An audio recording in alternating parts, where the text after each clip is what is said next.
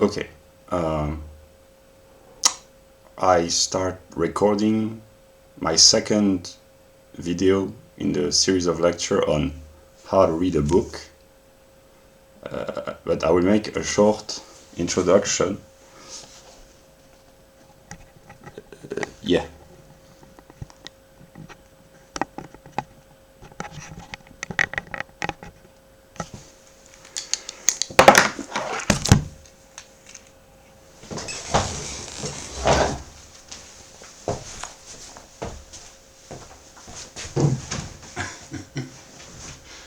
Let us make the Americans smart again, actually the entire world smart again. That's why I make these lectures.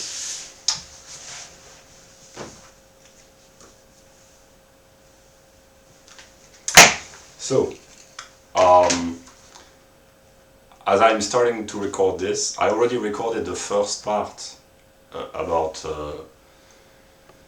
how to read a book, and I will briefly summarize what I talked about. But first, let us think about the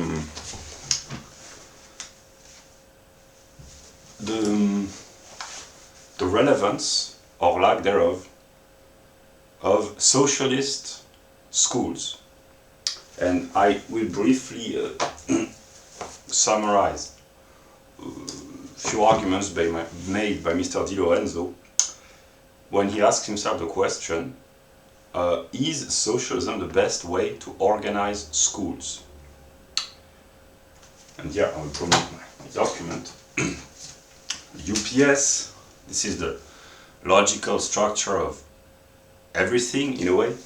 Socialism is a universal way of organizing society, and there are particular aspects of a socialist society: the educational system, the healthcare system, building and managing infrastructure,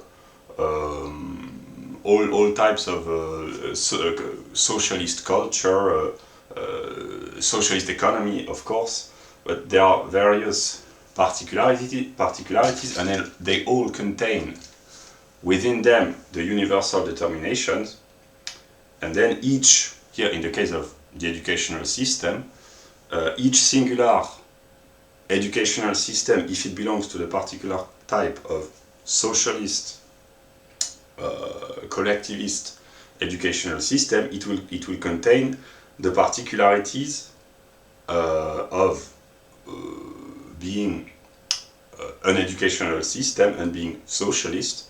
And that's why if there are problems, fundamental problems in the universal aspect, they will be reflected in the particular and the singular cases.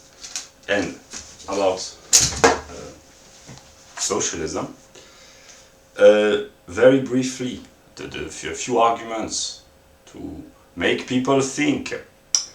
A private school as opposed to a publicly run government monopoly school or educational system, or a university or college or junior high school or elementary school, or actually any government run monopoly, but here we will talk about schools.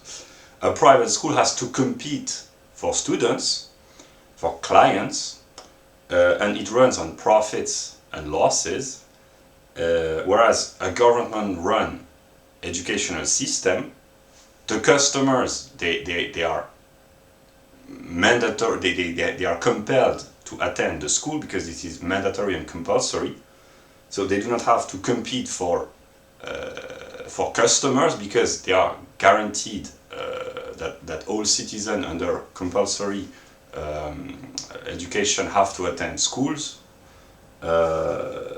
and especially among the poor, because there is still room in relatively free society for a private educational system or the possibility of homeschooling children, but the poor, the poorest member of society, usually they do not have the means to pay a private school, nor to be homeschooled. The poor households, the poor parents, they do not have the financial means usually, or the time, or the ability, or the intelligence to homeschool their kids. Therefore, the poorest children in a society, they are forced to attend public schools, whereas the more privileged, they have of course to pay for the educational system, but they have the possibility to pay for their children to attend private schools. So socialist schools, usually they turn everyone more or less into an idiot, but even more so the poor, because the wealthier member of society, they have the means to send their children to better schools, to private schools. Yeah. So also another problem in a socialist educational system, or it's true for every socialist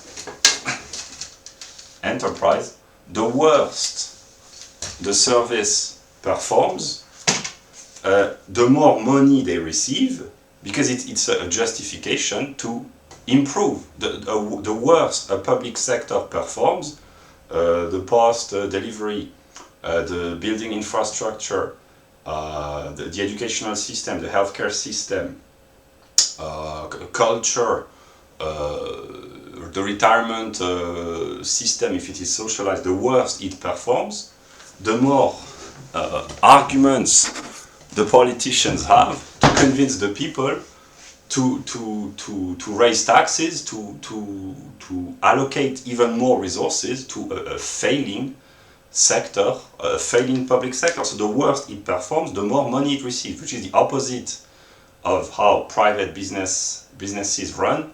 Usually, when a company loses customers or market shares, they have to cut their spendings, and when they provide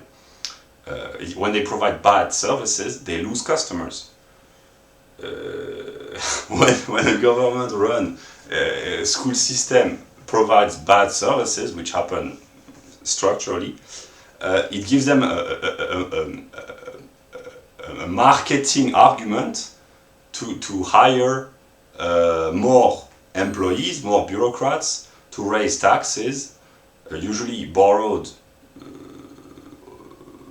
financed by debt, or to force more integration, because if the schools are failing, we need more equality, social justice, etc., etc. The worse it performs, the more incentive it has to strengthen the degenerative process, in a way.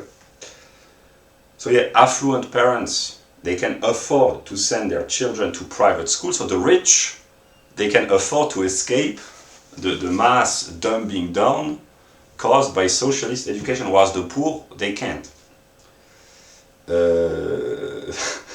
Yeah. Also, private schools, because they run on a budget, on profits and losses, they have to be efficient in the way they use resources, whereas government-run monopolies, and particularly the school system, they do not have to be efficient, because they have an infinite supply of resources taken through taxation and financed by debt, which is just future taxation. Yeah.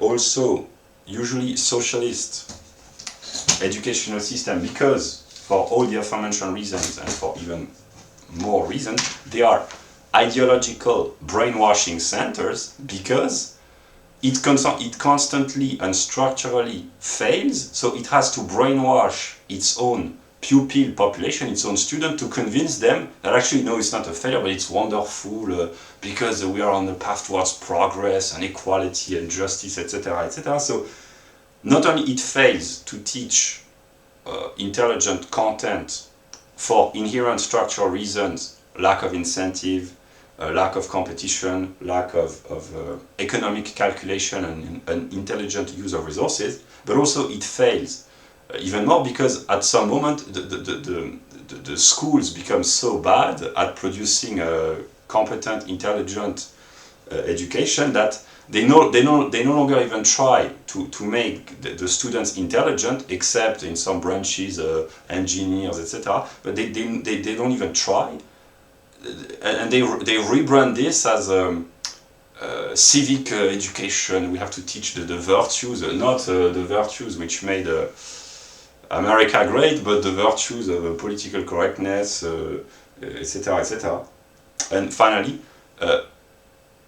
usually for the same ideological reasons and because of indoctrination, a socialist educational system presupposes and claims that all children are equal in potential and ability, which gives them, because it's not the case at all, if equality in potential is proclaimed, which is a lie and a deception, because the results are unequal, because children differ in ability, talent, motivation, intelligence, cultural background, etc., the inequalities which are inherent in the biological wiring and the cultural differences among humans, the more they are, it's not that the more, but there are inherent inequalities. But if equality is asserted that all humans are equal in terms of potential, which is the underlying assumption of leftists usually, it will give more and more justification for ever more regulations, control, and eventually brainwashing to try to reduce the inequalities which are considered and thought of and claimed to be cultural, whereas they are significantly natural. Difference in ability, talent, motivation, intelligence, IQ, ambition, etc., etc. They are partly cultural, but significantly natural, one might say. So yeah, for all these reasons and more reasons, socialism may not be the best way to organize schools. So now, a little bit of thinking. If we notice that one education system is flawed or failing or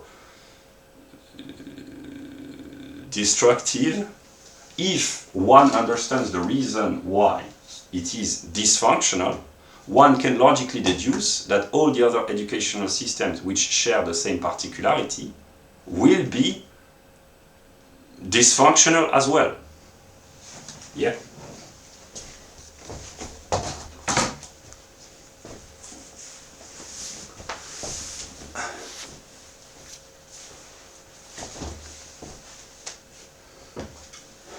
I will try to illustrate this with a t-shirt.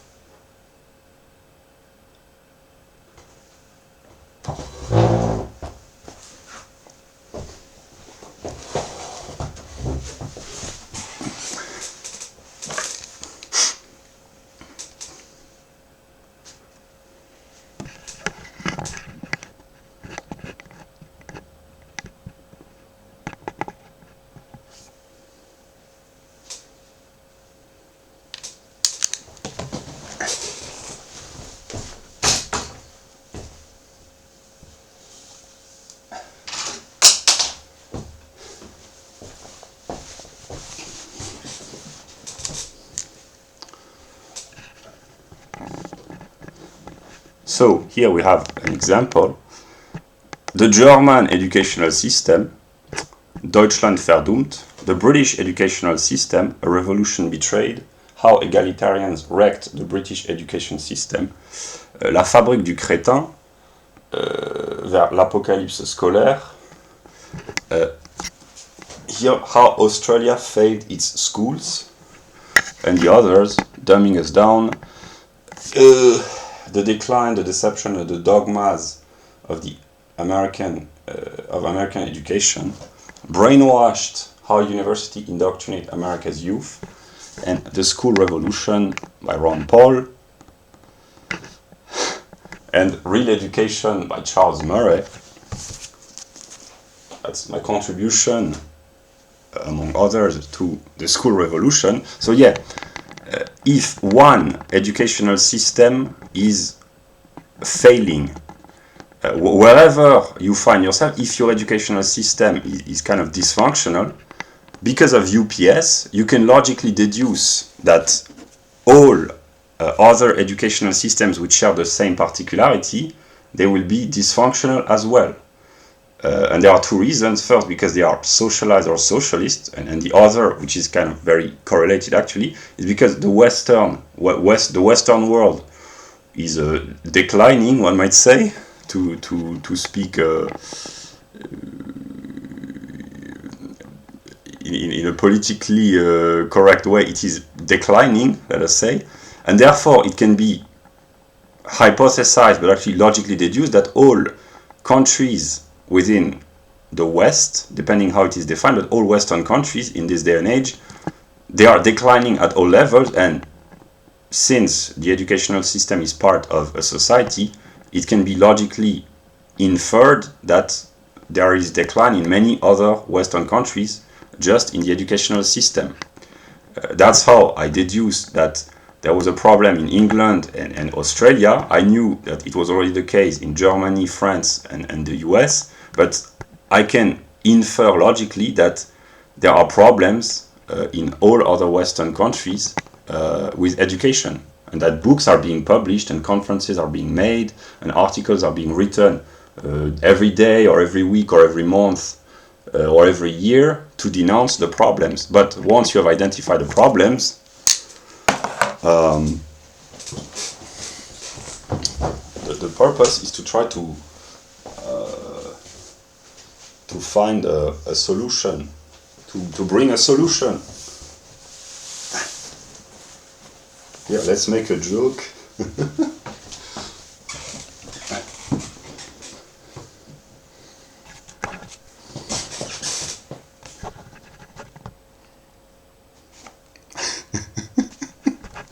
That's a joke, that's a joke. Very efficient, the way the government spends its money, or not so, but yeah.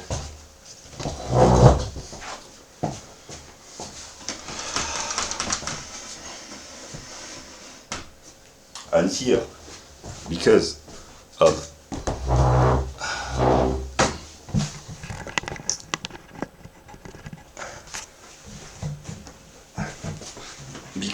UPS, it can be logically deduced, because of the inherent problem within socialism, that all other sectors of the economy which are socialized are dysfunctional. So I can logically deduce that there are books written about the problem of healthcare, the problem of the public infrastructures, post-delivery, the retirement system, the misuse of public funds for culture, or all the social, or simply the economic, the problems with the inefficiency or the corruption, moral or financial, of the politicians, because they are paid on public money. It can be logically deduced that there are dysfunctioning for every particular aspect of a socialist economy. Yeah, that has always been the case for inherent structural reasons. But I will not make a lecture on socialism. But yeah, I will focus on trying to bring my contribution to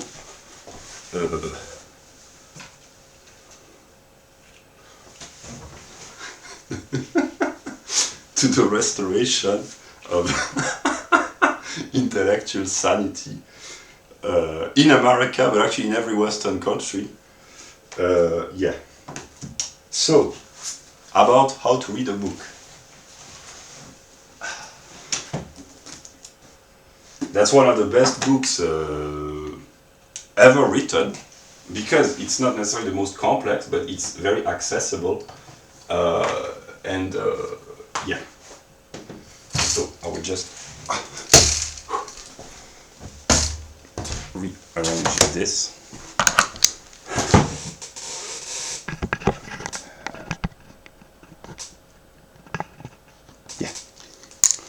Okay, so I cannot improvise on a formal aspect, but actually I follow the chronological structure of the book in its most important aspects. So in my first video, I will probably put the link in the description, because I don't know when this will be published. I don't know when you, the viewer, will watch this. I don't know if you will have watched the first video, or maybe I will have already recorded and published the third and fourth and fifth and I don't know how many parts, and you will have watched these parts and maybe you will rewatch or watch this for the first time. I don't know.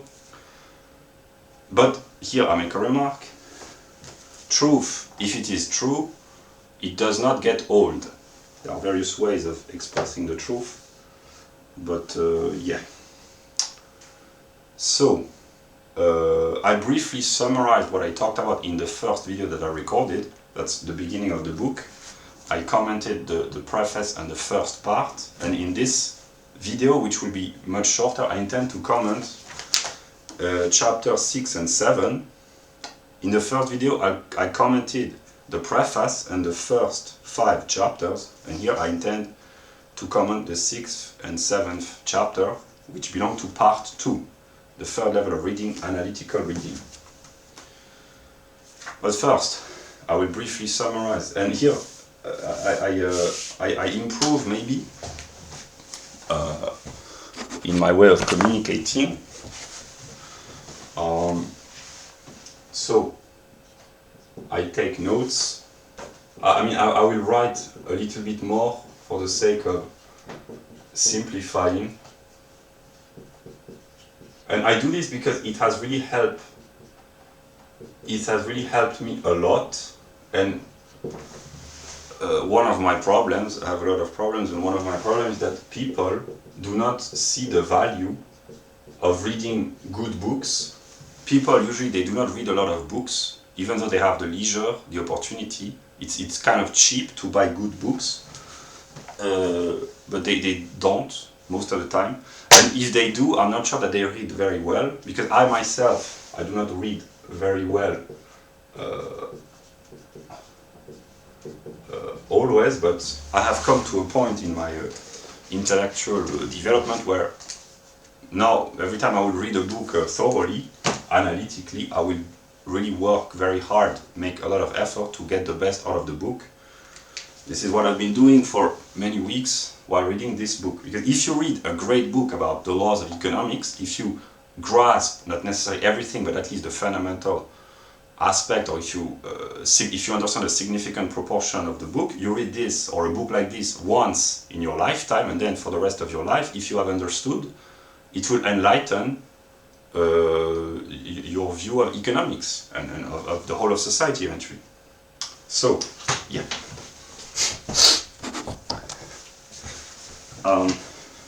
So, according to Mortimer J. Adler, there are 4 levels of reading. Elementary reading is what is taught in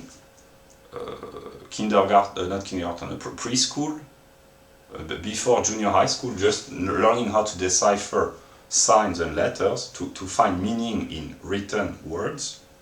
Basically to decipher, that's literacy from the most basic standpoint. But it's not really reading in a sense that the author of this book understand how to read, because for them reading means reading well, meaning it means reading thoroughly, intelligently, analytically. And in the first video that I recorded, I talked about elementary and inspectional reading.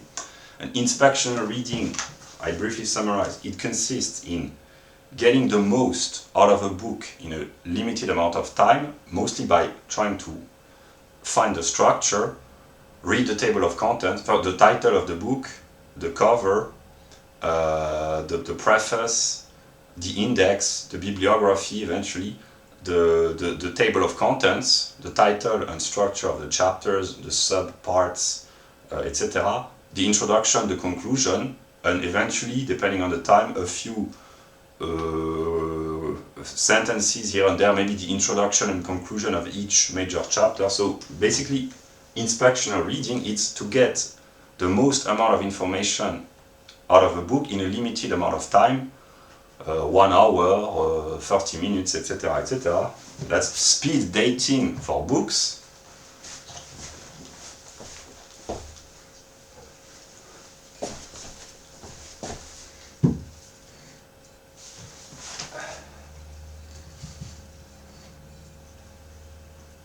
Yeah.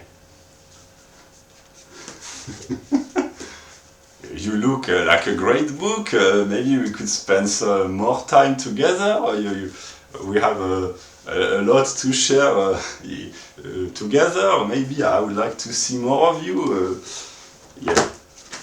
This book as well, probably, I haven't read it thoroughly, but it's probably interesting. Yeah.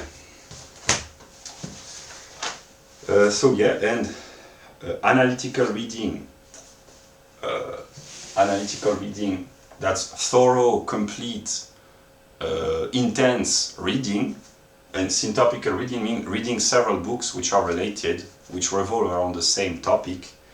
And to read syntopically, one has to be able to read analytically. In order to read intelligently in an analytical way, it's better to know how to read in an inspectional way. And elementary reading is the basic, yeah. So they are all contained, each level contains the previous ones within itself. Yeah. And here a brief remark about what was discussed in the first video, but actually that's the chronological structure of the book.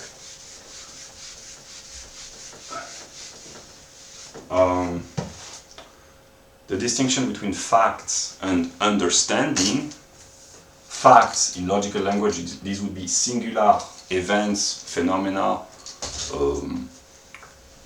data, and understanding would mean to see, to not with the eyes, but to grasp through the mind the particular or universal laws, patterns, order which governs the singular events. In this book, there are no facts, almost, or no data, no statistics, but there is reasoning. So this book talks about the universal, whereas this book contains an enormous amount of facts and data, but there are no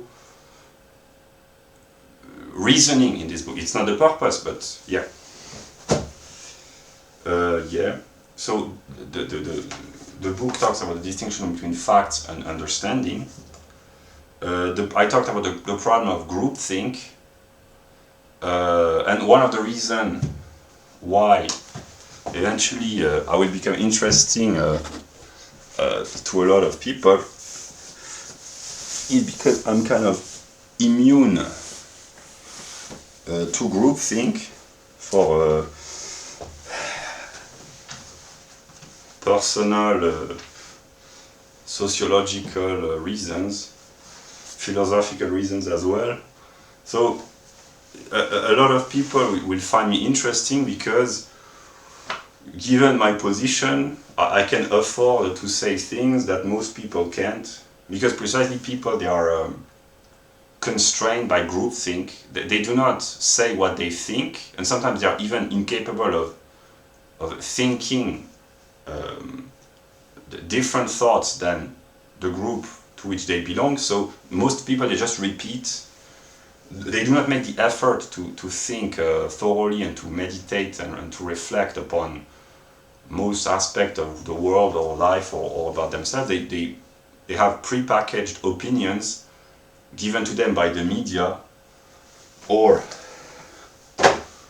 by the educational system, and they just repeat. Yeah. Also, I talked about the art of reading, and so reading, it does not consist in going from left to right with your eyes, or from right to left if you are reading Arabic text.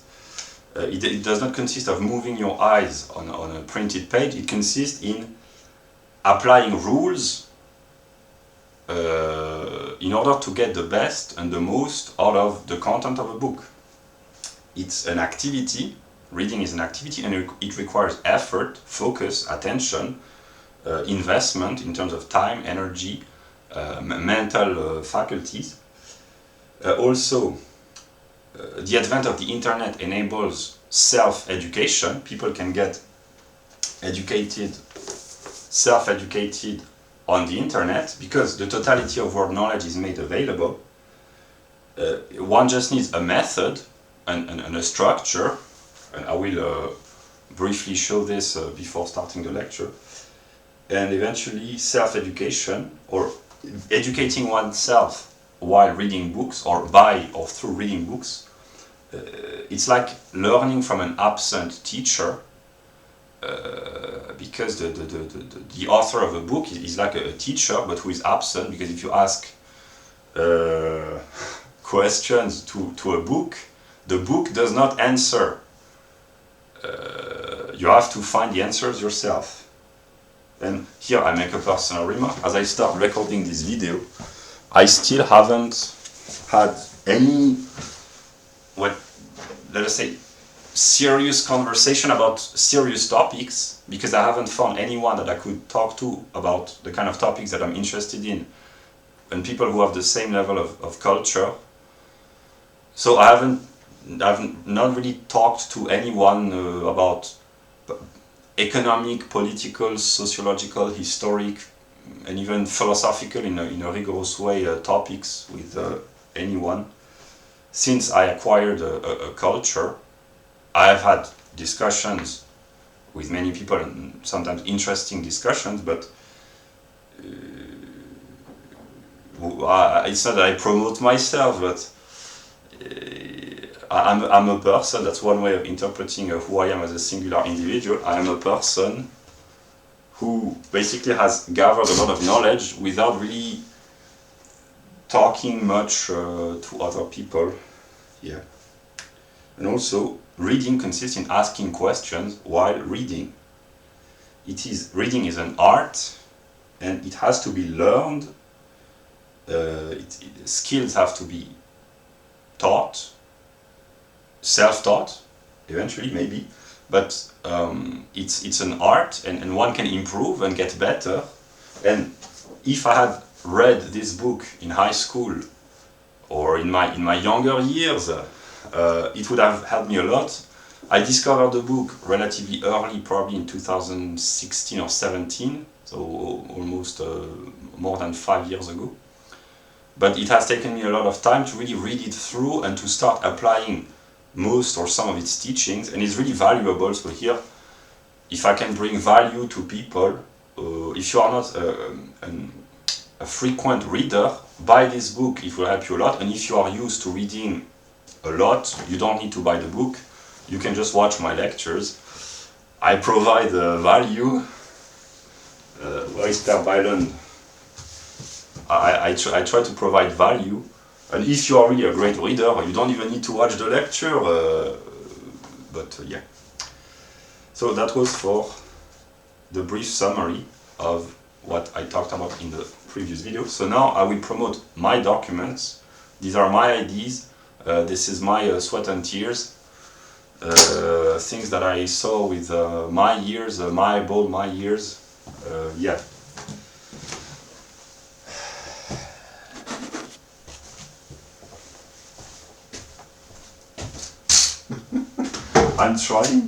I am trying to become an American, and for me it means partly, actually significantly, to be an entrepreneur. No, first it means to be a... There are so many aspects about America. I cannot be a perfect American all at once, but for me, if I had to define, and yeah, that's a praise, the modern Americans, when they hear about me, they will say, maybe some of them say, you have too high an opinion of us, you overestimate us. No, I don't. Yeah, but for me to be an American means to be competent, first and foremost. Then it can be to be virtuous in a good sense. Yeah, it can mean to be an entrepreneur, to be bold, to be sometimes a little bit brash, a little bit arrogant sometimes. I try to avoid these excesses, to be confident, to be competent. I already said this. I try to become competent. But it's difficult when you start from the bottom, but you have to make your way to the top. And also it can mean to provide entertainment, to be larger than life, to be sometimes a little bit excessive, but for the good. Most of the time.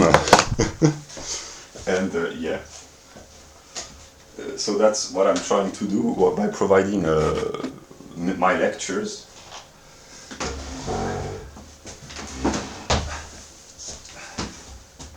Yeah.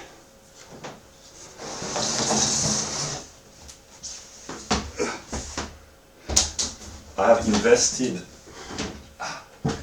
most, if not all, my capital in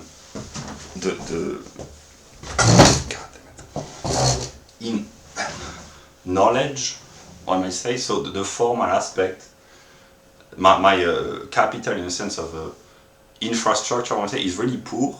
The camera, the settings, etc., etc. But I've invested almost everything in the intellectual aspect. I try to be independent from the formal condition in this case. If what I say is interesting, it can be interesting whether or not the quality of the lighting, the lighting is good or bad, whether or not the sound is great, whether or not my hair are well dressed or not, whether or not my t-shirts are funny or not. I try to, and also I try to not to be a bureaucrat too much. There has to be a little bit of bureaucracy, like what I'm about to show, but I try to speak relatively spontaneously, as if I had to talk not normally, but without the rope, as Bruce Wayne would say. Yeah. So, my documents.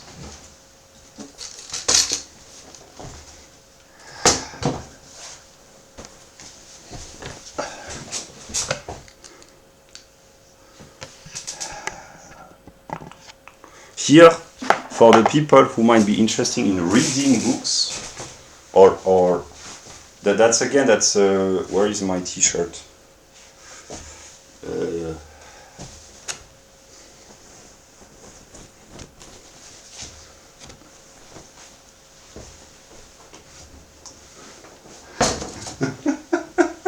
Here, I can make a good joke. Sometimes I improvise good joke. If there are women,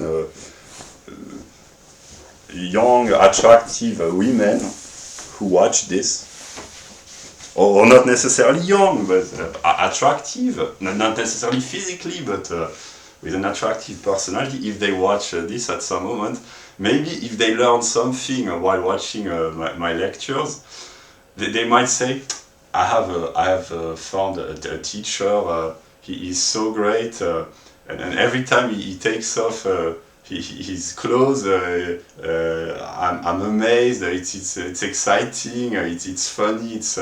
It's great. Yeah, but it's not what you think it means. I found a new teacher. That's what the women might say if they find sometimes my videos, and if they find them interesting. I have found a teacher, and every time he takes off his clothes, I get all excited. but it's not what you think it means. It's yeah, we'll see. But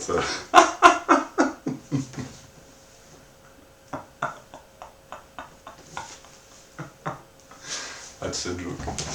Yeah.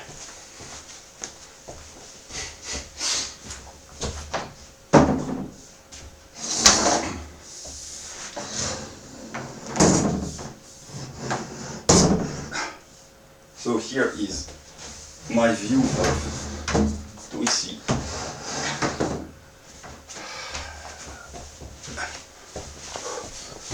My view of the way ideas circulate in the modern world.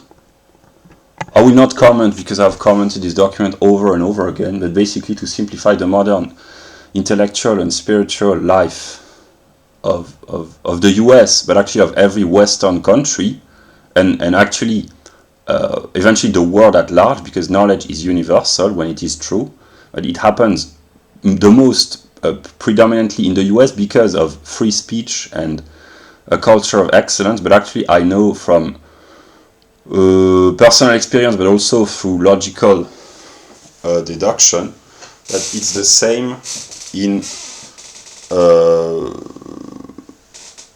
every Western country. The kind of oppositions and the kind of movement of spirit, it's the same in France. In the fundamental determination, it's the same in England, because knowledge is universal actually, and because all Western countries, they share the same specificities, the same particularity. Yeah. But the cunning of reason, the trick of reason, is that knowledge about sociobiology, psychology, economics, etc., it is often overwhelmingly produced in one country, the US, or in a set of countries, predominantly the Anglo-Saxon countries, but actually, if we extend the Western countries, because of the history of a culture of search for knowledge, public debate, etc., which is still more or less preserved, at least in some Western countries. So yeah, it happens predominantly in the West, but knowledge by its very nature is universal, namely the laws of the free market, the tangent between individualism and collectivism, the biological and anthropological determinations of women. It's valid for every human society and every individual human. So the West produces knowledge, whether others are aware of this or not. And the same is true in the case of the US. The US produces an enormous amount of knowledge every day, every week, every month, books, publications, articles, whether other countries are aware of this or not. And here I will praise myself. Maybe I'm not. I cannot be a perfect American from on all aspects, because empirically I cannot be an American. But because of that, it's kind of saddening for me. But the good aspects, the positive in the negative, is that by the fact that I am not a cultural, empirical native here, not in the sense of native Indian, but American, native of the American continent and culture and country, etc., I see more clearly, better, and maybe I'm more fascinated, I'm more interested than most Americans are about their own country, because it's fascinating when you have a distance and you can look at not only America, it's true for actually a lot of countries, but yeah.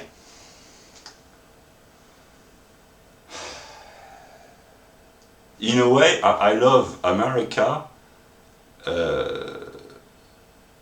in a way that no American of America, no matter how much he or she might love America, can ever love America. So I love America differently than all those who love America do. Yeah. That's the good aspect about me. I mean, I have many other good aspects, but this is one of the good aspects about me. So yeah, about reading books. This document, it's not perfectly accurate, but basically the intelligent people, they can deduce that because of the structure of the intellectual, political, economic life in the West, a lot of books have been written, are being written, and will be written about these topics and promoting these views. It can be logically deduced. So I know that as long as there are problems, books, I mean, or not, but as long as there is an intellectual life anywhere on this planet, but here let us talk about the West, books about the topics on the right side will be written, translated, So if you are intelligent, when you watch this, you can anticipate. If you want, here I've thought about this a long time ago, but I'm not really genuinely interested. But if you want to make money, you can find the good books, because that what happens here. I give the perspective of continental Europe and of France. A lot of books which speak about these ideas, these kind of ideas, which are being published in the US, they are translated in French, and also in I would say they are translated in English, in French, and probably in German. But I also know that some of the good books on this side, they are also translated, but it's less significant because of the ideological numbing and dumbing down. But if I have the opportunity, that's not my top priority, because it would require a lot of investment. But if I can have this book translated legally and the formal aspect, etc., in other languages, it ought to be translated in many languages. But the books by Ron Pollard, this book, it should be translated. But what I intend to do and what I've been doing is to extract the idea, and because I can speak other languages, at least French, I can translate, not literally copying, but I can translate the ideas in French. And whoever you are, I encourage you, if you are not a native English speaking person, but you nonetheless understand what I say and what I speak, I encourage you to translate good books in your language. Not either, if you have the financial means, the opportunity, you can buy the legal rights and have them translated literally, or share the ideas, because ideas are universal. Intelligence belongs potentially to anyone. A hero can be anyone, even someone doing something as simple as teaching economic literacy to the people in his language. I intend to do so, but it's difficult. But yeah, so that's one piece of advice. You can do this. Yeah. And here I give an example. This book deserves to be translated as well. But here I give an example. This book has been translated literally in French. That's a good book as well. And this book, it's about prepping.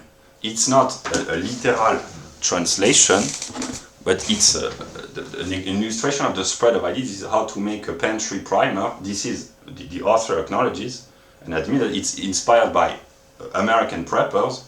And so here we have a book like this, which are being literally officially translated, and book like these, whose main ideas are not literal translation, but they are overwhelmingly inspired by America, some of America's best ideas. So this is a universal movement, because the best ideas come from the US, because of the Constitution actually.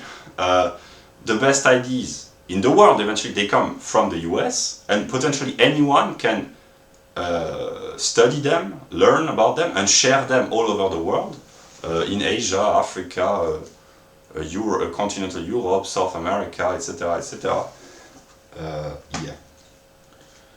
And that's what I intend to do, what I have already started doing, but I intend to keep doing this, because good ideas are universal.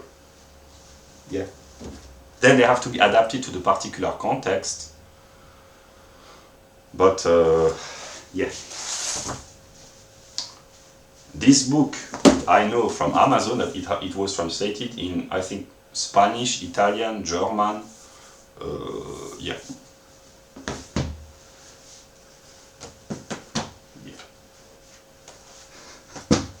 And here I will make a joke. The Germans. When they discovered the greatness of their metaphysician, maybe some German will say, is it possible to have Kant, Hegel, Fichte translated into Germans? And then the person with culture would say, but Kant, Fichte, Hegel, they are already Germans. They wrote their book in German. Then the people say, yeah, but even if it's written in German, we don't understand. It has to be translated nonetheless.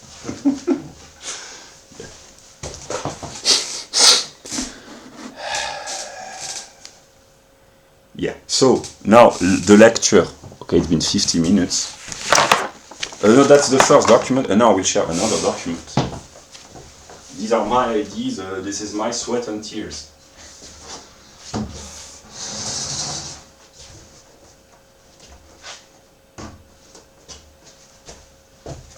I learned English predominantly by listening to Eminem and watching Christopher Nolan's movies. Yeah. So this document is really useful, and I will not comment thoroughly because that's not the purpose, but here, maybe if you are interested, you can make a pause on this document, because it will be used later in this lecture to show the structure of knowledge from the world soul to evolutionary psychology, the individual soul, consciousness, psychology. Here I will just lower down the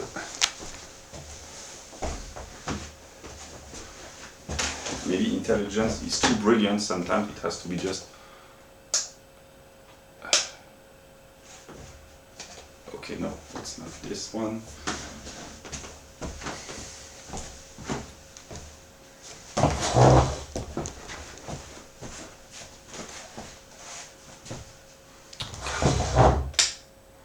Yeah, about so consciousness, psychology, language, intelligence, liberty, and then the categories which structure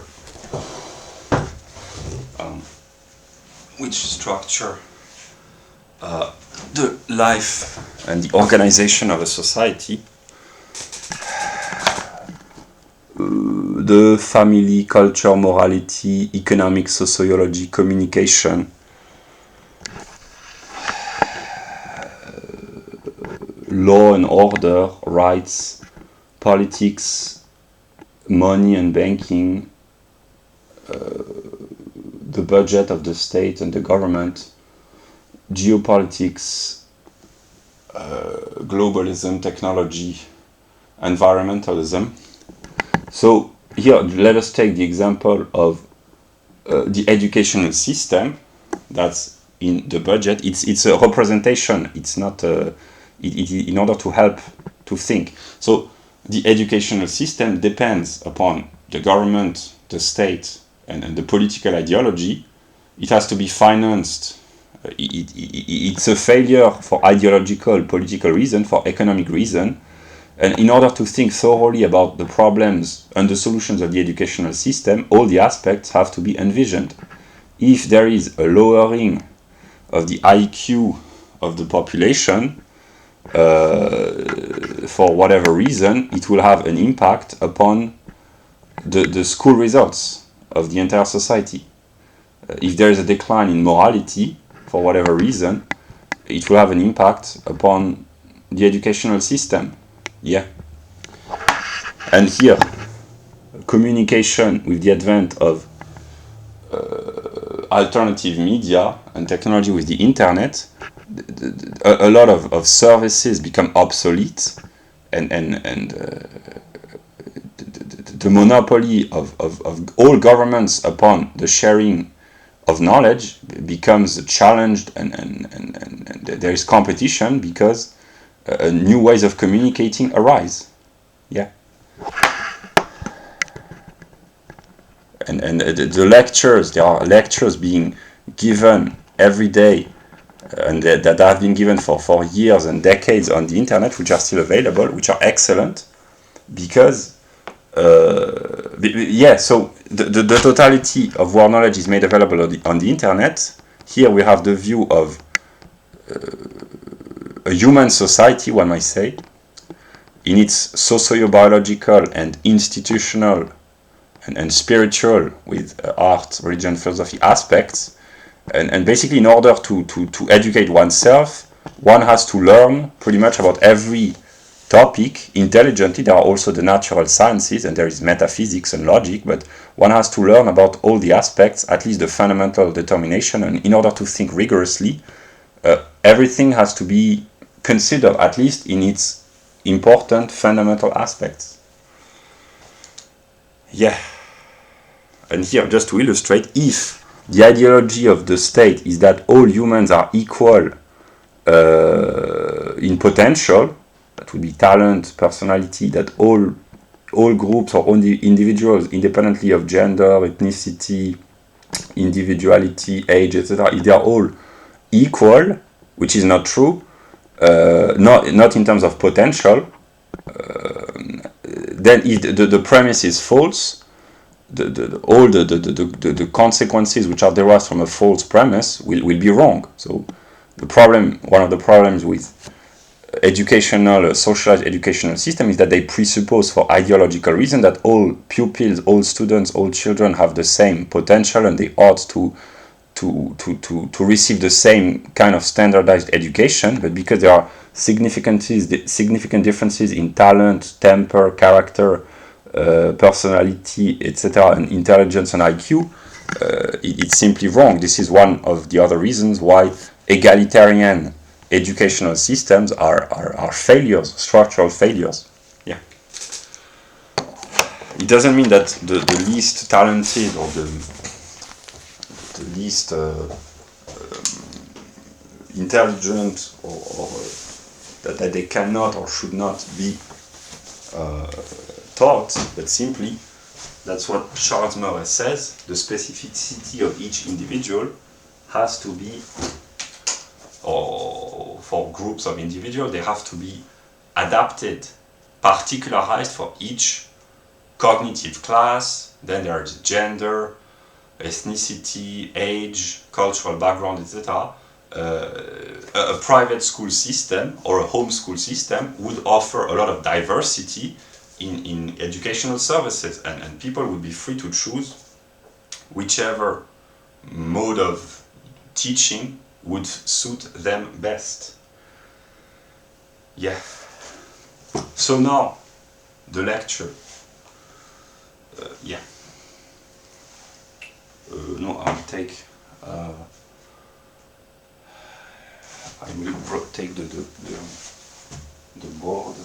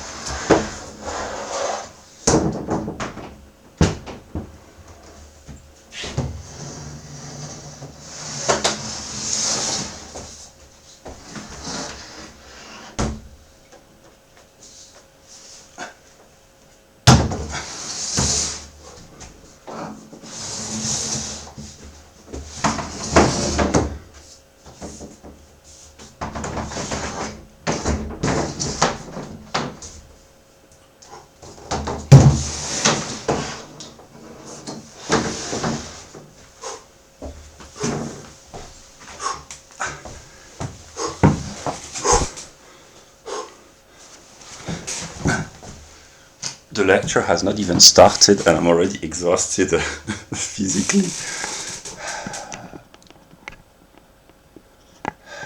Yeah. So, let us begin. It's been 1 hour. Ideally, the lecture, in my view, would be no more than 2 hours long. So I have 1 hour, but it's a little bit more. That's okay, but I will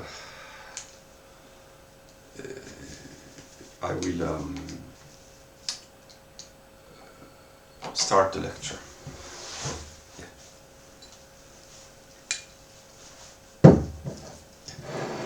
So,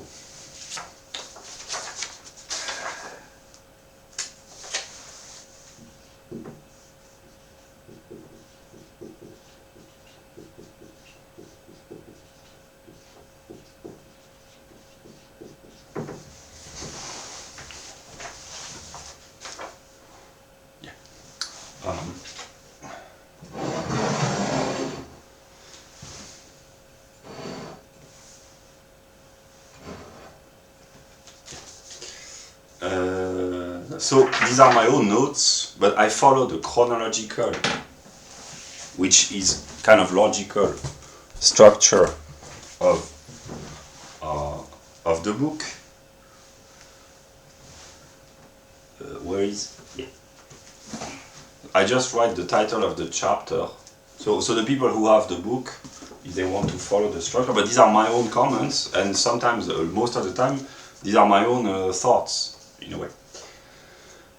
So, the rules of reading, they are universal, again UPS, namely the rules of reading, they apply to most particular types of reading materials, whether these are books and all the varieties of books, or articles, magazines, e-books, etc., etc. Yeah, and within books, it applies to epic poems, lyric poems, novels, expository works, theoretical works, history, philosophy, scientific treatises, etc., etc. And what is true of reading in general, that would be the universal, is true for all kinds of reading, that would be the particular types of books or particular types of reading materials. So, yeah, this book intends to teach how to read in general. It means the universal rules. Some rules, they apply in all cases. Some apply only to a specific, which means a particular type of books. Expository books are just the canonical figure, namely they are the most adapted to being read while following the rules that this book talks about, namely books which are really whose purpose is to share knowledge in a structured, intelligent way. Yeah. Okay, I just write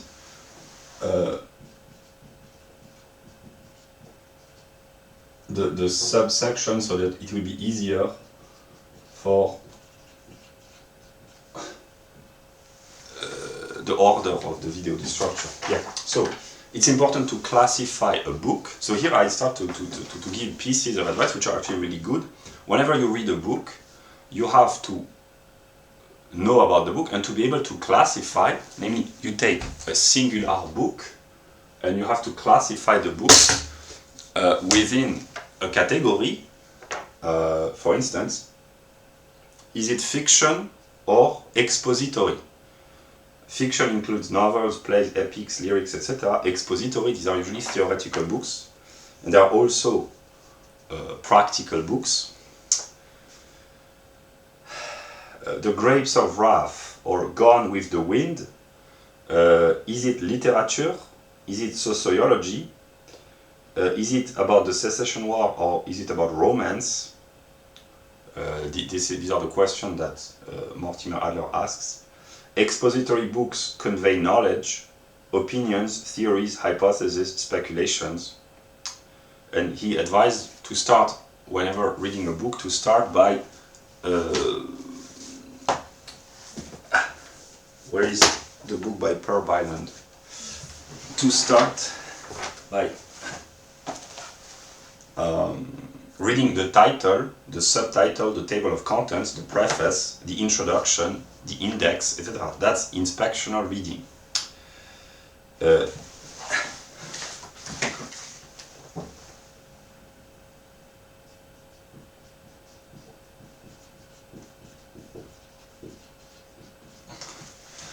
title of a book is very important because it can say a lot about the book, usually it does.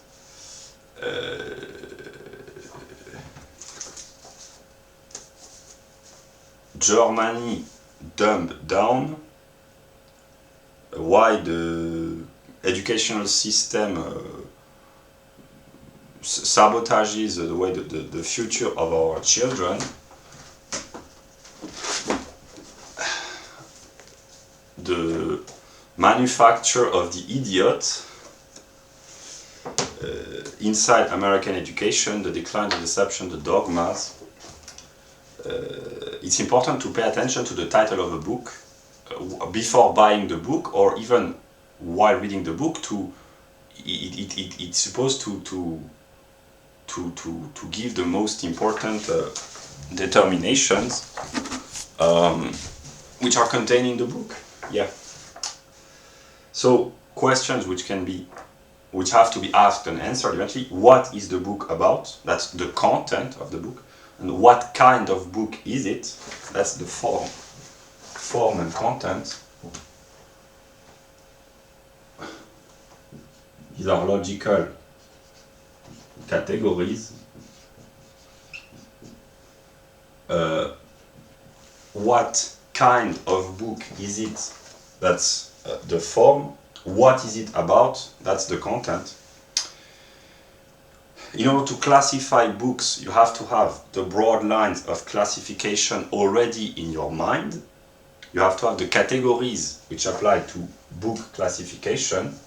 And my categories, when it comes to ordering my library,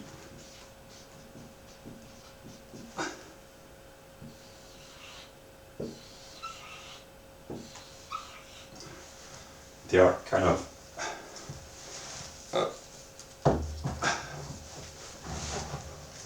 simple.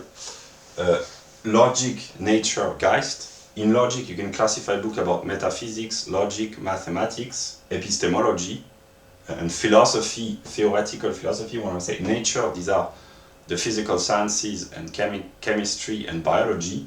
So physics, chemistry, biology, the earth sciences. And Geist, this is what I showed earlier with my document. It includes subjective,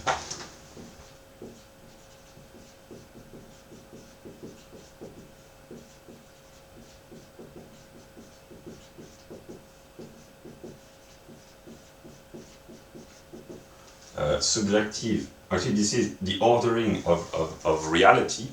Subjective, Geist, this is what we would call today sociobiology or evolutionary psychology, with the sub-branches, racial anthropology, demographics, etc., etc., plus studies about IQ, which are an aspect of psychology, and language, so that would be sociobiology or evolutionary psychology, psychology at large, plus language. Objective would be the realm of institutions, what is called the social sciences, economics, politics, sociology, history, all the correlated social sciences. And absolute Geist would be art, religion, and philosophy. This is the simplification of all the topics imaginable, and all practical books. Usually they find themselves in Objective or Geist, how to self-development, that would be psychology, and practical books about how to run a household, prepping, how to do manual labor, that would be objective. How to seduce women, that would be psychology. Yeah, these kind of books. Yeah, so these are my line of classification, but actually that's the encyclopedic logical structure of reality itself. So you have to group books as being of the same kind. You have to draw distinction, create categories that make sense. Yeah. So while reading a book, one has to be able to read the book. So here, for instance, this book, if you had to classify, I would classify this in, it's a practical book, because it teaches how to improve your reading skills, but it's kind of a philosophical book. And in my library, it is classified in logic, in a way. Actually, that's the first book of my library, which is logically ordered, because it's a book about philosophy, in a way, in the broadest sense. But it could also be classified in subjective or Geist, psychology, in a way, self-help book. But for me, that's really a practical book, a practical philosophical book. And Mortimer Adler was a philosophy teacher. So yeah. But yeah, there are books. There are some books are difficult to classify. How do you classify a book like this? It's a kind of a political book, kind of a manifesto in a way. But is it? It's partly theoretical, partly practical. It talks about economics, law, politics. So it's difficult to classify. But that's Objektiver Geist. Yeah. So precisely, practical and theoretical.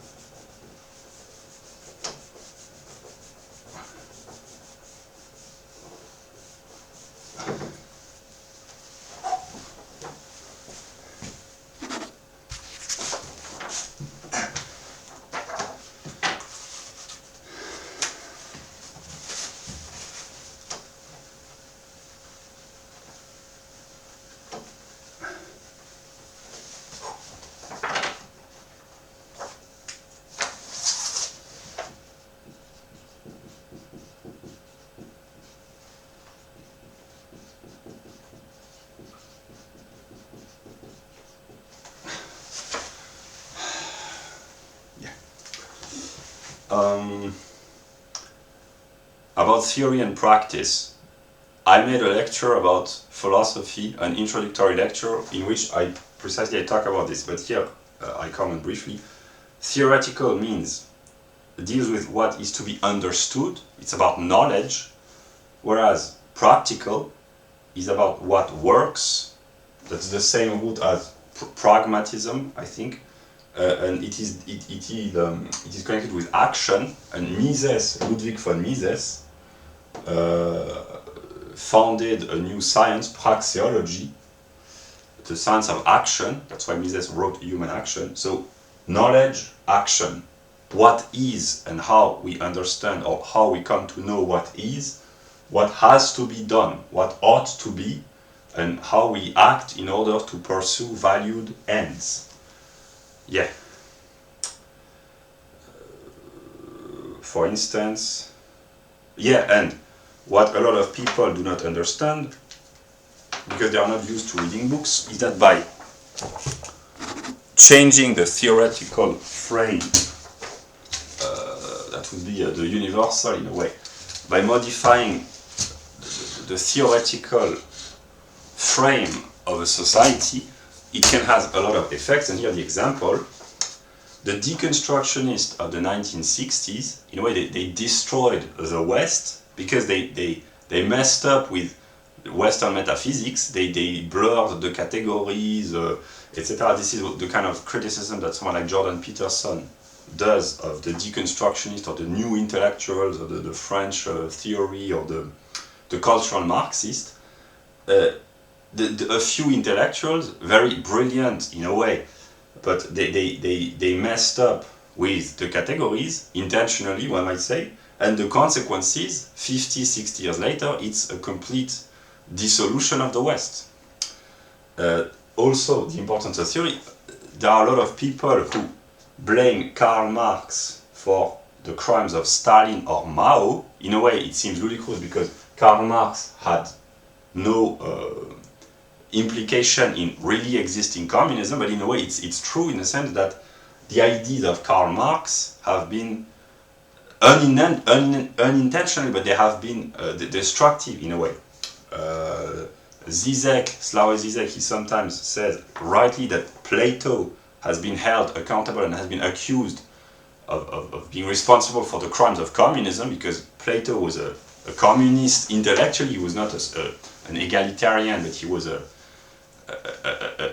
totalitarian potentially. So Plato has been blamed for the failures of communism. Rousseau, Jean-Jacques Rousseau, has been blamed for the excesses of the French Revolution, and later indirectly for all the excesses of leftist political regimes, because his ideas were very radical in a way and sometimes incoherent. And Martin Luther, after the excesses of the German in the 20th century, was accused indirectly of having participated in the killing of the Jews.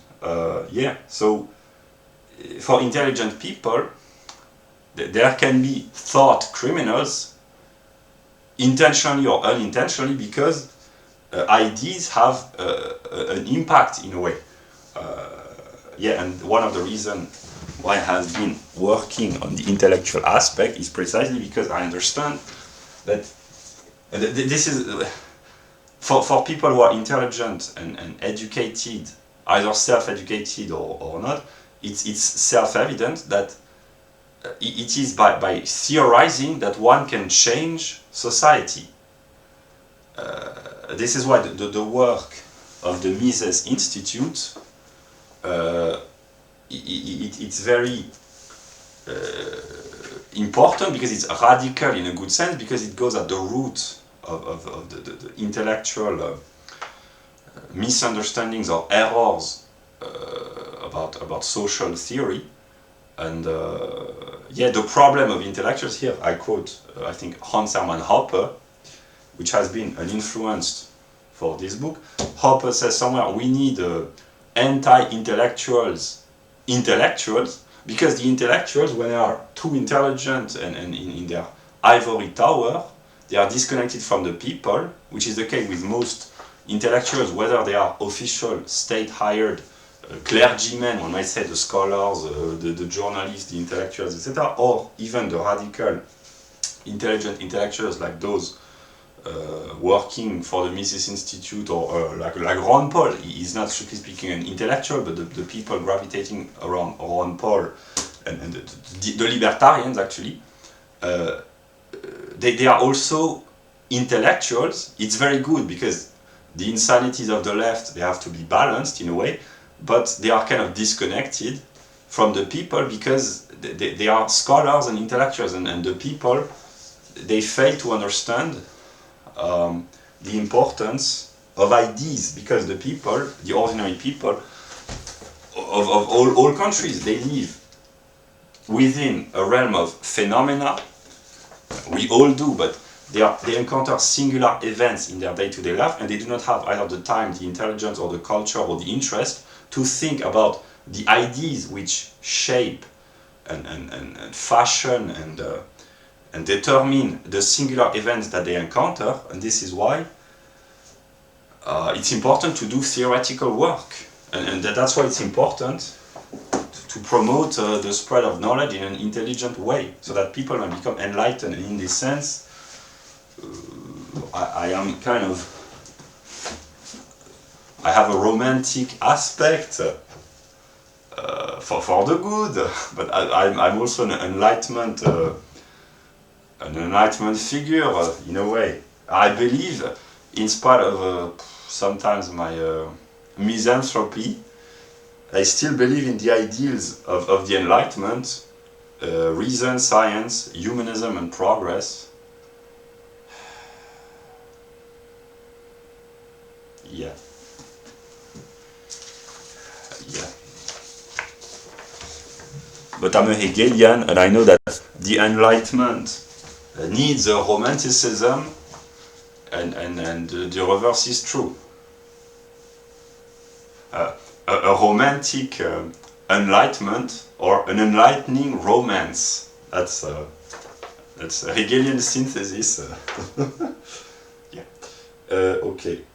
This explains the theory and practice. This explains the reason why some people, Catholics or Muslims or Germans, have been or are sometimes anti-Semitic, because they understand that the reason why there are people who blame either the deconstructionists for the destruction of the West, or people who used to blame or still do blame the Jews when there are problems, or who blame some intellectuals that I've listed, the founding father of communism, whether Plato is held responsible of Karl Marx or Rousseau or whatever intellectual, it's because they understand implicitly that the people who are highly intelligent, even though they might not have practical political influence directly, the people who are intellectually influential, they have an enormous amount of power in a way. Yeah, and I wrote, that's why I've been trying, and I'm still trying to restore metaphysics, because metaphysics was deconstructed in the 1960s. It had already been heavily criticized by Kant, Nietzsche, Heidegger, all along the 19th and 20th century, but it received a blow in the 1960s, and the reason why the West is such a mess, one might say, is because metaphysics has been deconstructed and people are unable to think clearly and properly. Because, here I simplify, but the views of the deconstructionists of the 1960s was that there is no such thing, as truth, or that reason, that's the view of the cultural Marxists, that reason is oppressive, etc. Therefore, the result after decades of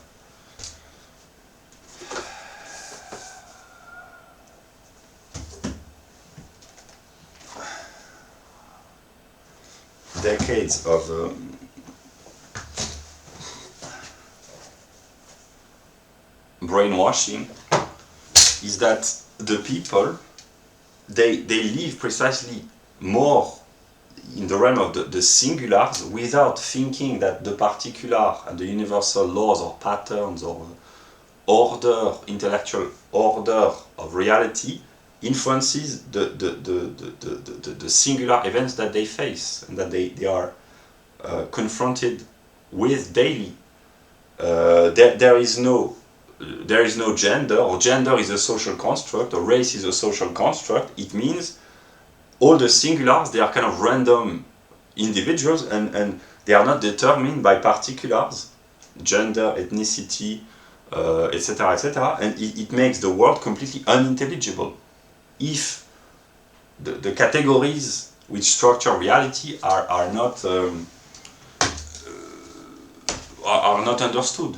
This explains the intellectual confusion in the West, which has problematic consequences for all the layers of society. Yeah, intelligent action depends on knowledge. Pure science usually gives rise to applied science. That's in the history of science, physics and technology. Technology means to apply the discovery of science, usually.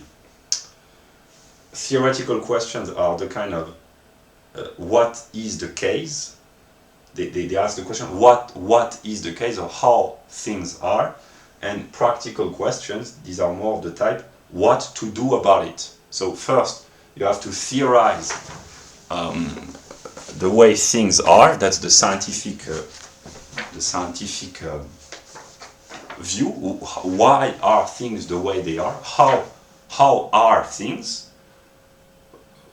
How and why are things the way they are? And then the practical aspect means what to do, what ought to be done in order to change the way things are. Yeah, and the question, can things be changed? How can they be changed? To what extent? Under what conditions? These are theoretical questions. And then the practical answers, yeah. That's intelligence and will, theory and ethics in a way. Yeah.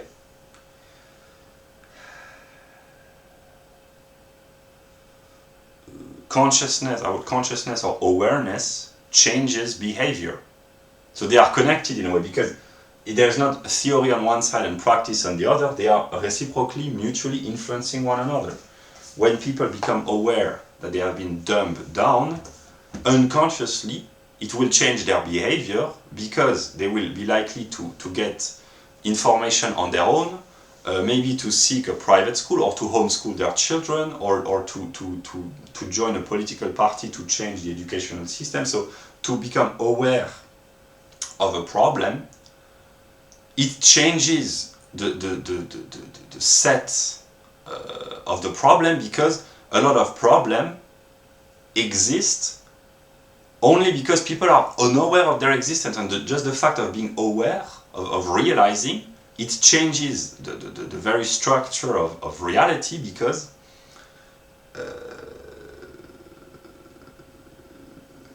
just for instance, the reason why the educational system is such a mess is because people are not aware that it's a mess, and if they became aware, this is what I try to do with my introduction, and what I will keep trying to do, they would change their view.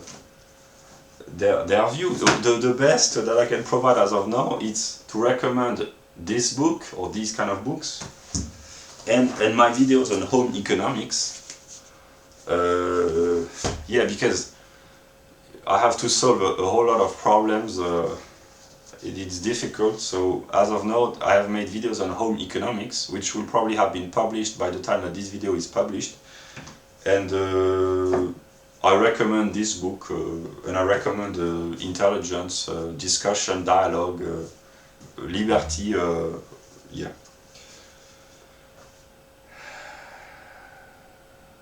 About things are, men are aware. A stone is, a man not only is, but also knows himself to be. A stone is, maybe a stone is a rolling stone, but a stone is a stone. A man is not just a man is aware that he is a man. So there is self-consciousness in man. Yeah. And here I wrote example, questions about demographics, IQ, sociobiology, males and females interactions, the Jewish questions, socialism, the banking system, the educational system, manipulation and deception. These are topics which are very rarely talked about. Yeah, and there are misunderstandings or ignorance or deception because there is a lack of information. Yeah, and I try to provide knowledge, intelligent books. Yeah, to help share clarity. To know that something is the case, and to know how to do something, these are different.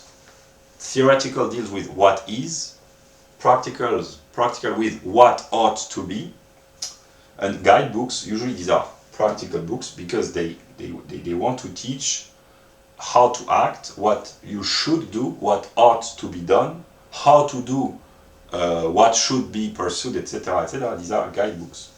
So it includes practical books, it includes manuals about, for instance, engineering, medicine, cooking, etc. Moral treatises. These are practical books because they pretend to teach you how to act if you want to live a virtuous life, or yeah. And here Mortimer J. Adler classifies economic books among practical books, but that's a good question because a book like this one teaches precisely that there are economic laws. So Mr. Per Byron makes a very interesting remarks. He says somewhere that economists, free market economists, Austrian economists of the Austrian school, they promote free markets the way physics or physicists promote free fall, gravitational attraction, one might say, the fall of objects. It's not ideological because the free market is not an ideology, this is the way humans interact. So here this book is really intelligent because it doesn't seek to promote free market, although he does, but he explained that the free interactions of people, this is what constitutes the economy, the actions and interactions between acting agents, purposefully acting human agents. This is what makes the economy.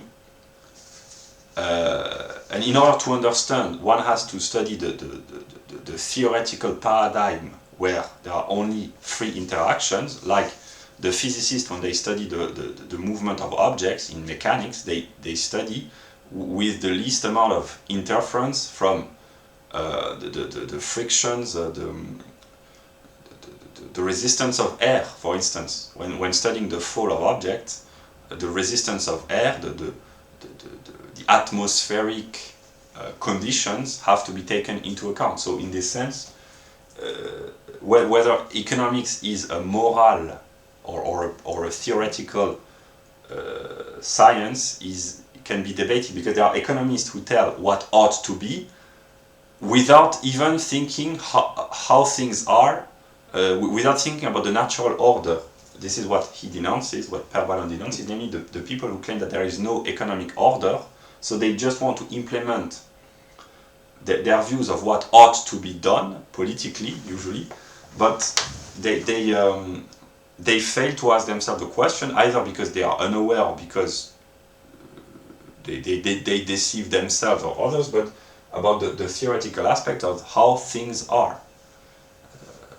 A lot of economists write in their books or say in their lectures how things ought to be, without even having asked themselves the question how things are in the first place.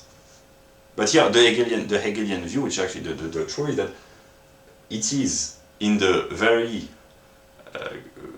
concept of being, not to be what it is, but to become what it ought to be. So the ought and the is, they are connected. That's a Hegelian view, which is actually true, but that's not an idiot, the boring German metaphysician. There's a lot to say, but he's not dumb. And here I will talk about Spinoza. Spinoza. I will pick up my T-shirt about Spinoza.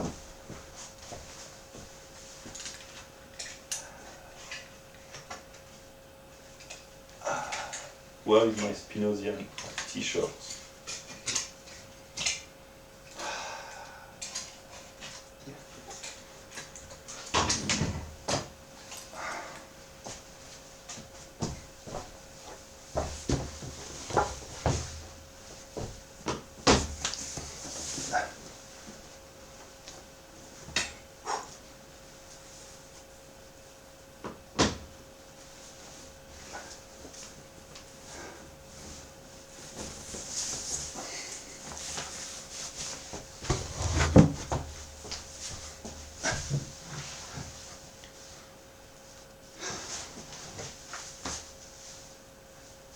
Yeah, Spinoza is very interesting intellectually for many reasons.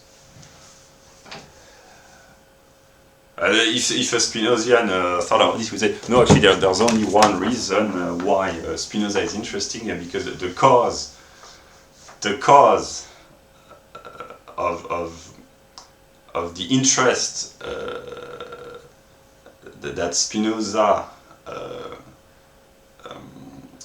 arouse in intelligent people is the one cause, the cause of itself. Well, here that's a little bit a speculative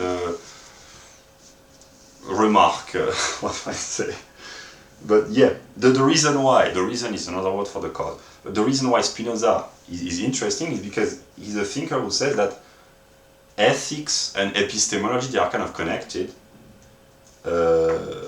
Because the book Ethics by Spinoza, it's not about ethics in ordinary sense, it's about epistemology, and it's a theoretical book. And Spinoza says that to seek to know how things are, the search for knowledge and understanding, in a way it's good in itself, in a way. That's a kind of contemplative view. But in order to get to know what things are and how they are, it requires an effort. And what I'm doing with this lecture is to try to give my contribution to helping and enabling others, and eventually myself, to understand and to inquire and to study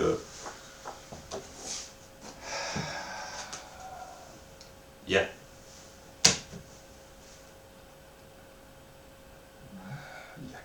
So yeah, the question is a book on ethics or on economics, is it a practical book or a theoretical book? It depends on the content. Yeah. Ethical work teaches us how to live our life, what you should do, what you ought to do, the rewards and punishments, etc., etc. And here the example is that it was, the quote probably comes from the 1970s or maybe even the 1940s when the book was written. Modern sociology, so it was already the case many decades ago, reports behavior without judgment. A sociologist, if he's truly scientific, he ought to report the behaviors and to seek a hypothesis and a theory to explain the data, but without judging in a way whether it's right or wrong. But when scientists do this, this is what a scientist does. He seeks to understand without judging, but when it's applied to the human realm, it appears as really weird, because humans are sociologically hardwired to make judgments, because it has been useful in the biological process for evolution, but it's something that people are not used to just think about why people act the way they do without seeking to, at least in the first place, without seeking to judge whether it's right or wrong, simply seeking to understand. Yeah.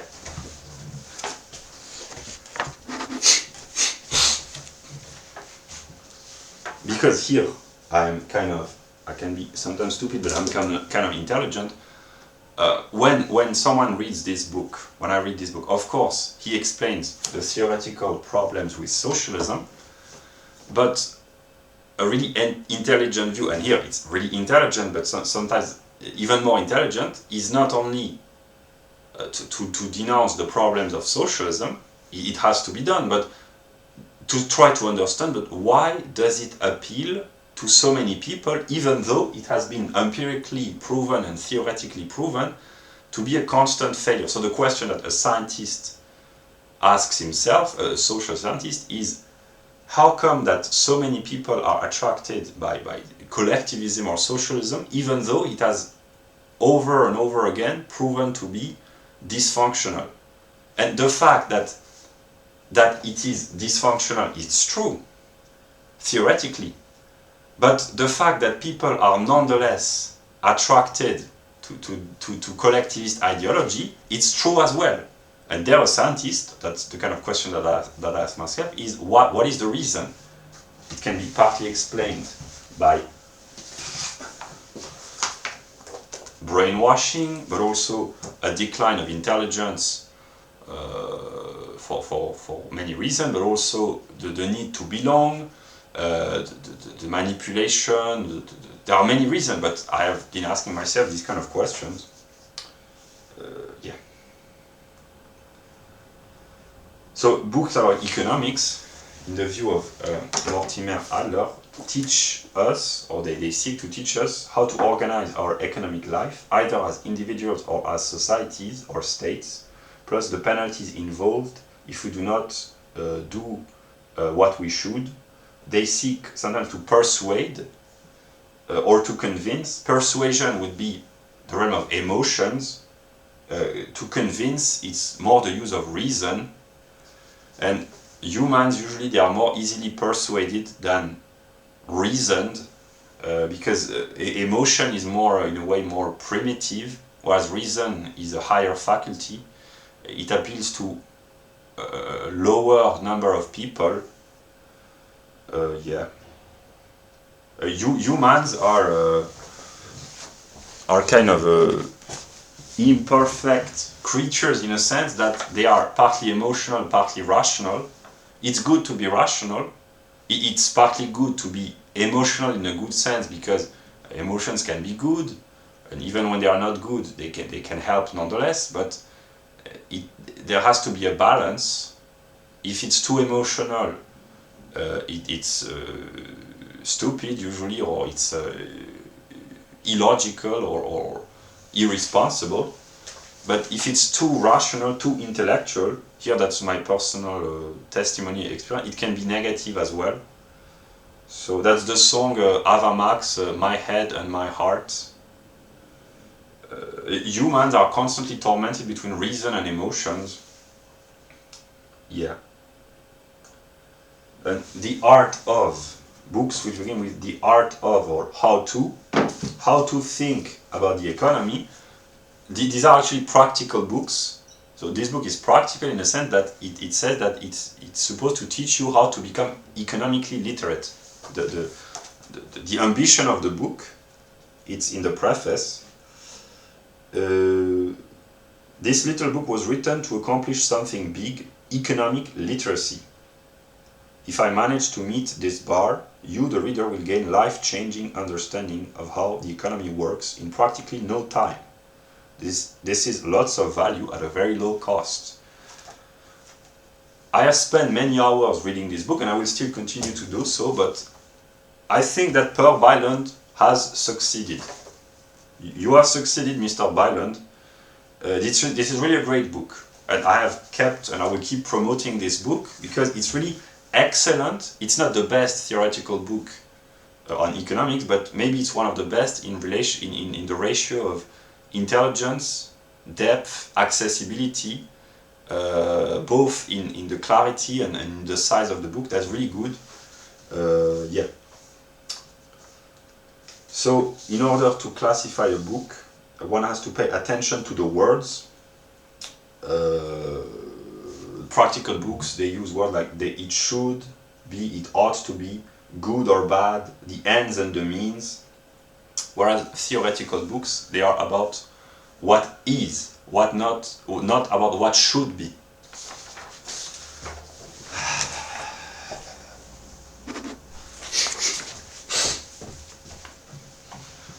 Yeah.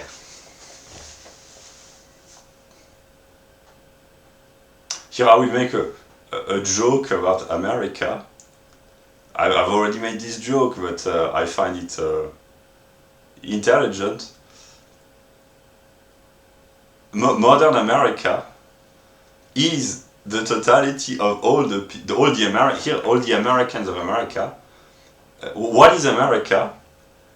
America is the totality of all the Americans who believe that America ought to be different than what it is, and the totality of all these people complaining about America, because I made this joke recently, but the people in modern America, there are people who complain about America because it's not white enough, or it's too white, it's not capitalist enough, or it's too capitalist, it's not wealthy enough, or it's too wealthy.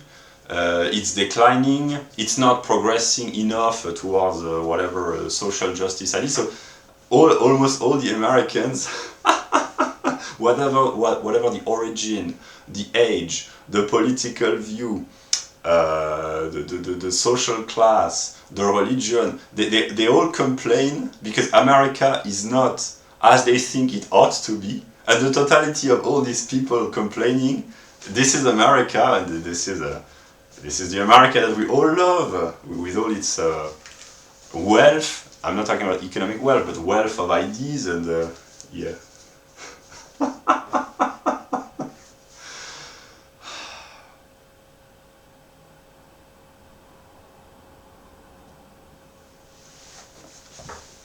And here, that's a question. If you say to someone, I love you the way you are, but if the way you are consists in always trying to be different from what you are, it means you love the fact that the person is always trying to be other than itself. It's part of what it is. That's Hegelian. To be different from what you are is part of what you are.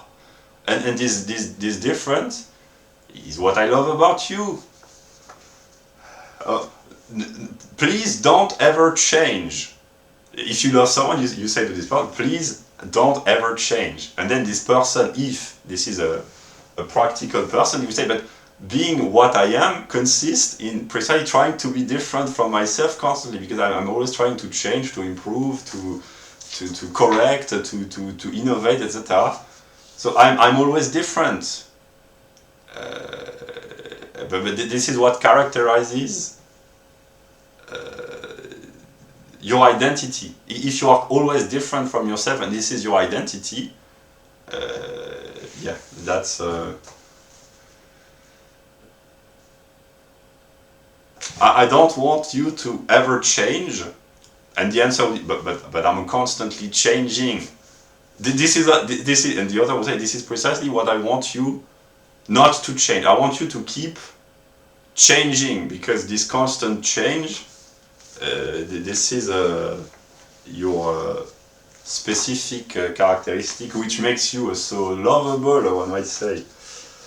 Yeah. Yeah.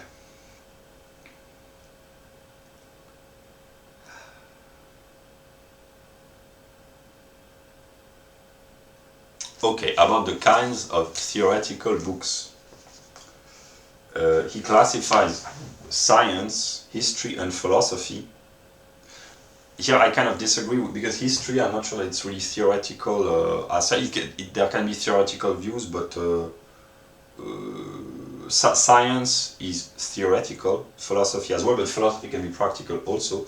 And he notices rightly that science is that which is true at any time, in any place. It seeks the laws or generalizations. That's another word for the universal. History is about narration, events which underwent change in the course of time at a particular date or a particular place. And philosophy is like science, it seeks general truths rather than accounts of particular events. So science consists in extracting the universal out of the particular contexts or situations or chronological eras or geographical places, or etc. etc. This is what science does. So science is an elevation towards the universal. Yeah, and philosophy as well. The difference between science and philosophy, according to Mortimer Adler, is that science requires experiments which are found outside the scope of ordinary experience, whereas philosophy can be applied to all, because it's about thinking what is, in a way. Philosophy does not appeal to observation that lie outside the experience of the ordinary man. It is the experience we have of our own mental processes. So in a way, philosophy is kind of armchair theorizing or armchair thinking, whereas science is more experimental. Philosophy doesn't need any empirical validation, and the Austrian economists, they sound a little bit arrogant, because they think like German metaphysicians. They have some sort of disdain for data, observation, and experiment, because they have actually, it looks like they have the arrogance of being able to deduce the empirical world from their theoretical views. But it's not arrogant, because when they reason correctly, which happens very often with the Austrians and the German metaphysician, they really deduce the empirical data. So they don't need the empirical validation, in a way. Yeah. Which sounds completely alien for modern economic scientists, which are not really scientists. This is the criticism that most economists in the academic world make to the Austrian economists, is that they accuse the Austrians of being armchair thinkers or armchair theorizers. They do not necessarily use this vocabulary, but that's the underlying bias that they have against Austrian economists.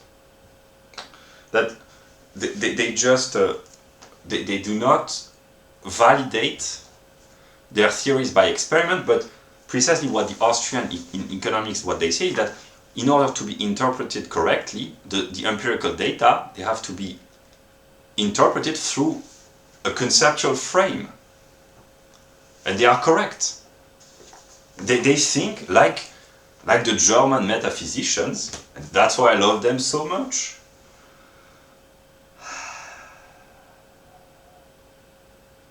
Science consists in collecting data or making experiments in a laboratory or going out in the field.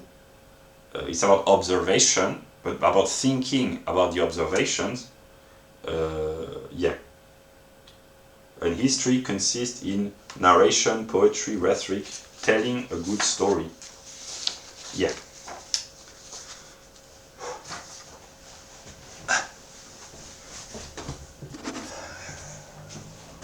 If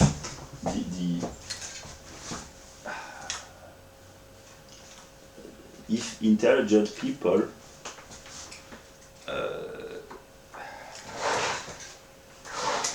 if there are intelligent people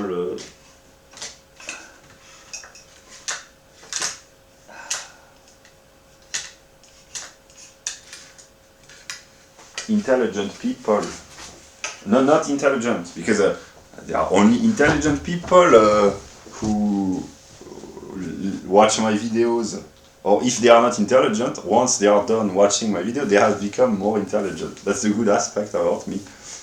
I know that I will make people smart again, or for the first time. I don't know. Yeah, but what was I saying? Yeah. That's kind of the unique aspect about me, that I understand the scholars, not all of them, but a lot of them. Really, I'm kind of an average, a little bit idiot. I'm sometimes I'm a little bit dumb, but I can nonetheless be very intelligent, and I understand the scholars in a way, their struggles and their. I understand. Without ever having interacted with the academic world. Yeah.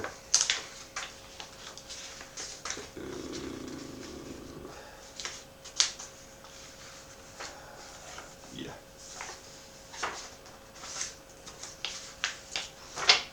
Okay, I will look at the time of the video.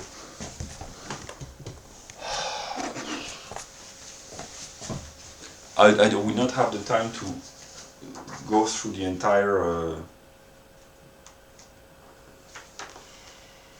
I don't want the video to be more than 2 hours, so here I still have the 7th chapter, X-raying a book, but actually it will take too much time. It's already late, I'm already a little bit tired. I want to make shorter videos about this lecture, otherwise I know that I become really exhausted and tired after 2-3 hours. So I will stop the video here, and I intend to keep recording videos maybe for each chapter, or maybe I will make two hours long videos about this book until I'm done commenting the book, and people will have to watch several parts differently in the different settings. I don't know yet, but I didn't want the video to be longer than 2 hours. It's almost 2 hours, so I will probably stop here.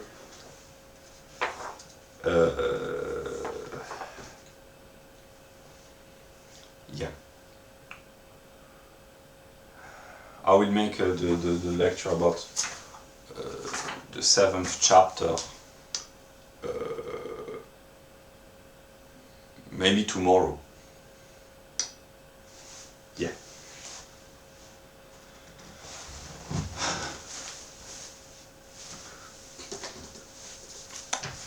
Have we started the fire?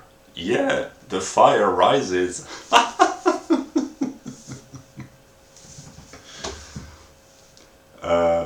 I hope to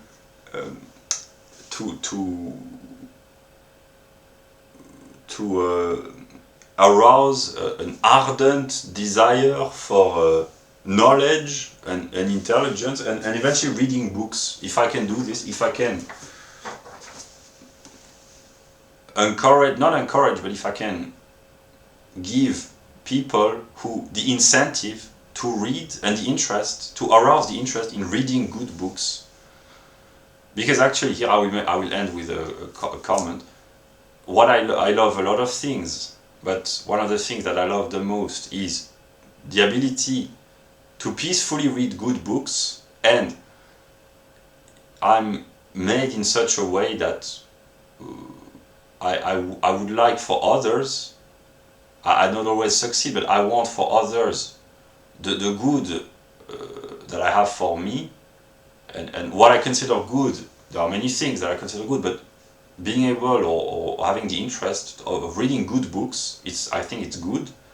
And there are a lot of people who have the opportunity to read good books, but they do not have the interest. If I can get them interested, that would be great. And there are people who do not have the opportunity, either because of lack of intelligence or lack of economic opportunities or lack of time.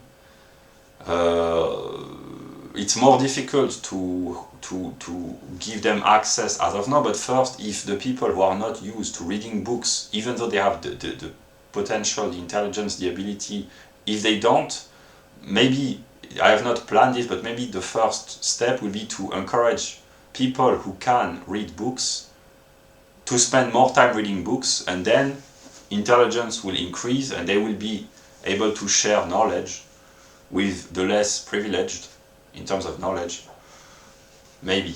So yeah, I will stop the video here, and I will keep working. I will keep my daily routine, and yeah, I will keep working.